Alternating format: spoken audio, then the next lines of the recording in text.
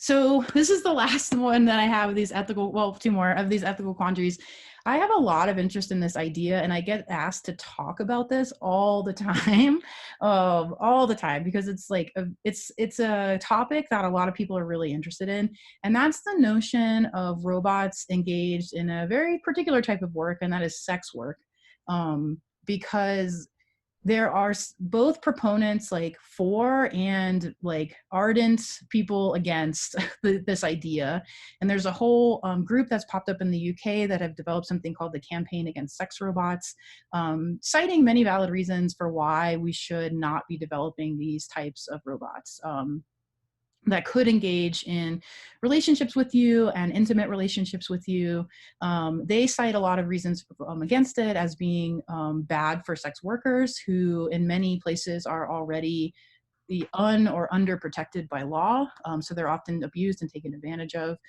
They also cite this like dehumanizing of people as a potential consequence of this type of research. And right now, I'm working with a graduate student at Drexel University in Pennsylvania, who is just really interested in surveying the public on how they feel about these types of things. So more to come there. And then finally, there's been some work that's also signaled that if we're thinking along the lines of like ethical quandaries, that people may expect robots to engage in social and moral cognition or types of thinking that are similar to human types of thinking. So this image on the right is supposed to illustrate an idea in psychology called perspective taking. So if I were to ask you all, on the left side of the screen, this left robot here, the Baxter, is the number on the table a 6 or a 9? What types of things would you say? Would anybody? Classic. Yeah, John, what would you say? Classic psychology, it depends. Yeah, it's a good answer. Excellent answer. You sound like my students. What we find is that as robots look more human-like, so this is a robot here, they kind of increase in this notion of human-likeness, people sort of change their perspective and they'll say something like 9, 9, 6. So they use their own egocentric perspective here and more of the robot's perspective here. And what that implies to us is that there's something about robots that kind of mimic or approximate humans that trigger this mechanism in our mind that says, oh, we need to think about this now as a human. There's also been research on, like, for other people, let's say I were to give you, John, directions, I am more likely to give directions in your perspective, like your point of view, even though doing that is cognitively demanding for me. It's actually mental workload for me to do that, but it's very natural for me to do because you're another person and I think about you and your feelings and those sorts of things. So we see that we can kind of trigger those same types of mechanisms just by altering how the robot appears, which is interesting. And then this one, on the left is some researchers by my colleagues at Brown, and they're really interested in moral psychology, so how people think about and acquire morals and norms. And they were really interested in kind of putting robots into the classic trolley car dilemma. So the trolley car dilemma, if you're not familiar, is an ethical dilemma where you can choose between sacrificing one for, let's say, 5 people. And the idea is you have to flip a switch that a trolley is careening and it's going to kill 5 people if you let it go. But if you flip a switch, it's going to hit a worker on the track and it will kill 1 person but save 5, essentially. And oftentimes people will choose, if they have to flip a switch, they'll make a utilitarian choice. So they'll sacrifice 1 for the good of the many. But if you ask them to, like, push someone onto the tracks, they won't do that. And they will just, they have a much more different pattern of responses. So they might refrain from doing anything. But if you put a robot in that scenario, people very much expect a robot that looks very mechanical, like the one on the left, to make a utilitarian choice. And if it doesn't make the utilitarian choice, they're actually pretty upset by it. If it's a human-like robot, like the one on the right, they're actually more comfortable if the robot doesn't make a utilitarian choice. So they might say things like, I can understand that's a really difficult choice, or that's not for me to decide. Let fate or God or whatever, like, decide this. but not for the mechanical robots. So what we see then is like people kind of, if you manipulate again the appearance of the robot or how human-like it is, people kind of expect it to have the same kind of moral thinking that aligns with their moral thinking, and that is somewhat problematic because robots don't have morals, or they don't make decisions, you know, in the same way that people do, even though we expect them to. So this slide I made a while ago, and I was talking about relationships with robots and a lot of the ethical questions that come up there. And oftentimes people who talk about what might be problematic in forming these relationships with robots, whether they're intimate or not, talk about the idea that there's asymmetry in the relationship. So does it matter that the robot doesn't truly love you or anything?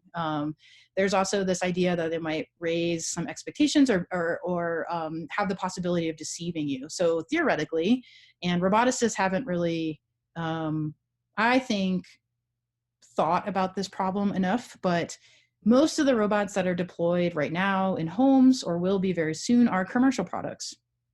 They're made by iRobot or soon to be Amazon or Facebook or whatever, right? So if the idea is that they are going to create a relationship with you or a bond, theoretically, those companies can hijack that bond. So, you know, are they using that bond to get you to buy products? The answer is probably yes. That is their goal.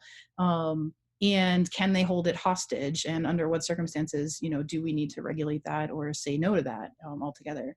And then another potential consequence that often is cited is that people, you know, maybe the robots are too good at loving them or knowing what they want and need, and those sorts of things, which might cause a disinterest in actually forming human relationships. So that one I'm a little less concerned about. I don't think necessarily that will happen so much. I think people inherently enjoy the company of other people.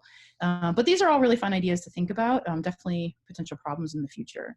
So I'll wrap up, getting close to done here, on a more positive note for where some of these are going. So I think the hopeful is that we will see more and more robots deployed in our everyday life, that their sole purpose is to provide you comfort and joy and companionship. So here's a really, really good example. I left this link in here to YouTube because I wanted to watch it, but honestly, it's a tearjerker. It's such a good, like, moving story, and it's only a few minutes, so I recommend you guys watching it when you have some free time. In this depicted here is this small robotic duck. It's actually made by a company called Sproutel. They're a really small company in Providence, Rhode Island, and they work on tech solutions to all sorts of like medical problems, primarily focused with kids. They partnered with Aflac, the insurance company, and I had no idea until I started working with Sproutel that Aflac has a giant philanthropic arm to its company that they don't really advertise at all because they believe that would be counter to their philanthropic mission. And they have children's hospitals. I think their big one is in Atlanta, and they wanted Sproutel to help them develop this duck that it's called the My Aflac Duck, to provide comfort and joy to kids in their hospitals that were undergoing cancer treatments. That's exactly what the duck does. Sproutel spent a lot of time making prototypes of this. They don't sell the ducks. They are given to every child with a diagnosis in their Atlanta hospital.